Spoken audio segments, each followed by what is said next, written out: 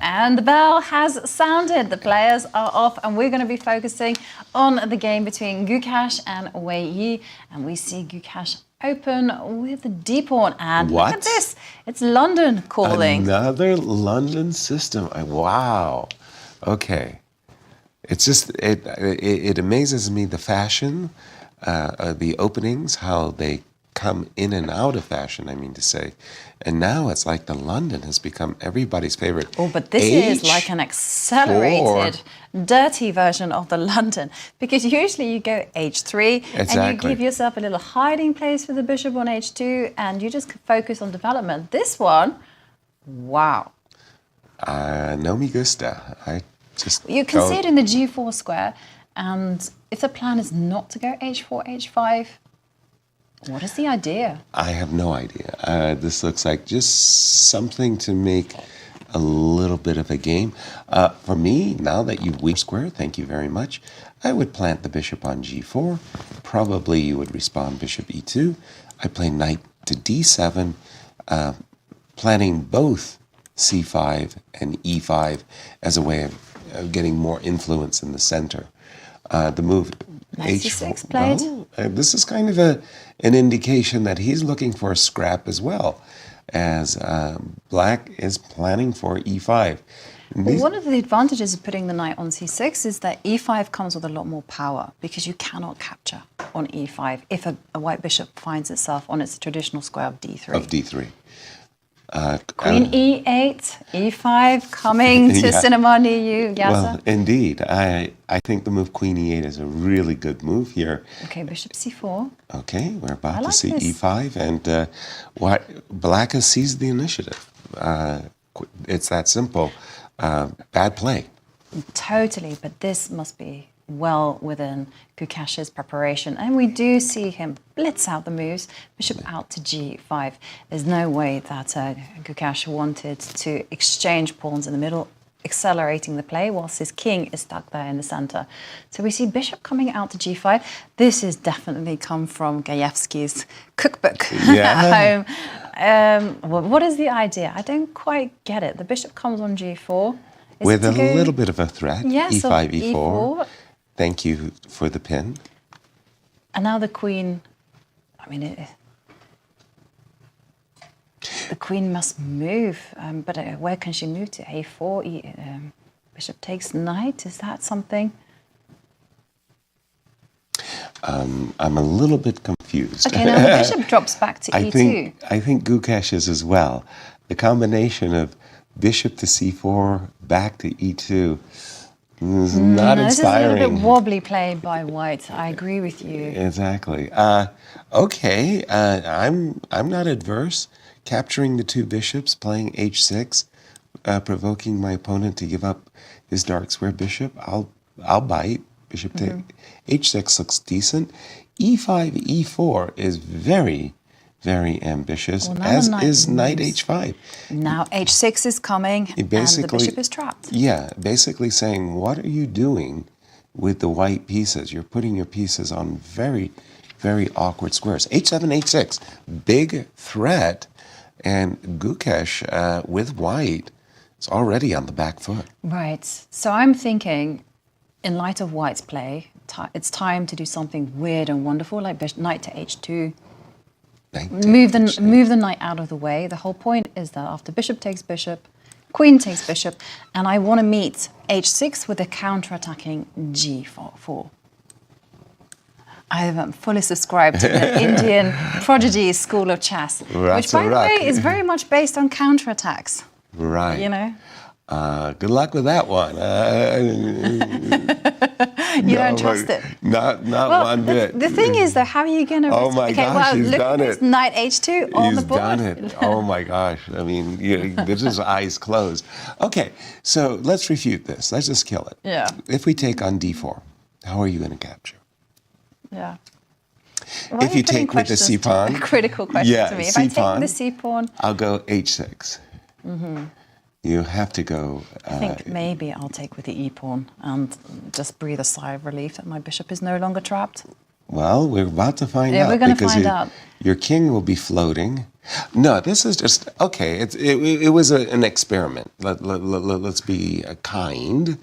An experiment not to be repeated, but he tried something and it just is not panned out. Let's put it. I mean, that way. how bad is the position after e takes d4? It's bad.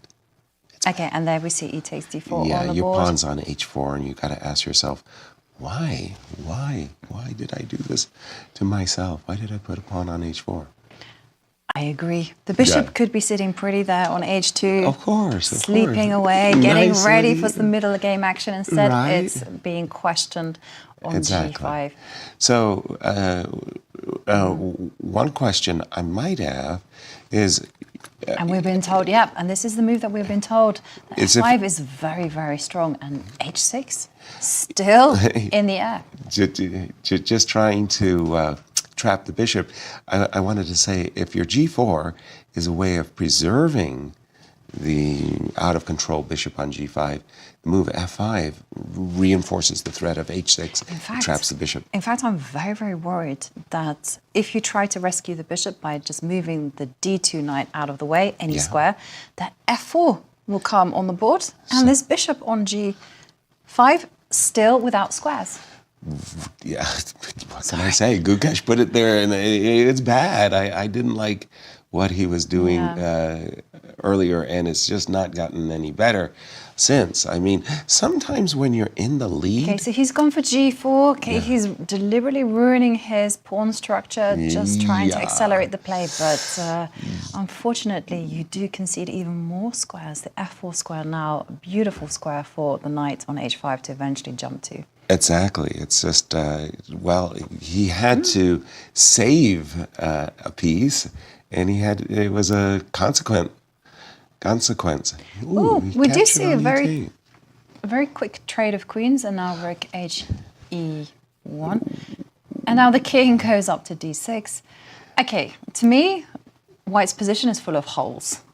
Yeah, but Is it so bad? No. It is bad, but Wei Yi, in my opinion, made a really egregious error. He traded queens on e2. He didn't have to do that. He could have taken g4, knight takes g4, and then played queen f7, Yeah. asking you, do you want to castle short? Yes. No. But if you castle long, queen takes a2 and rook Yeah. e8.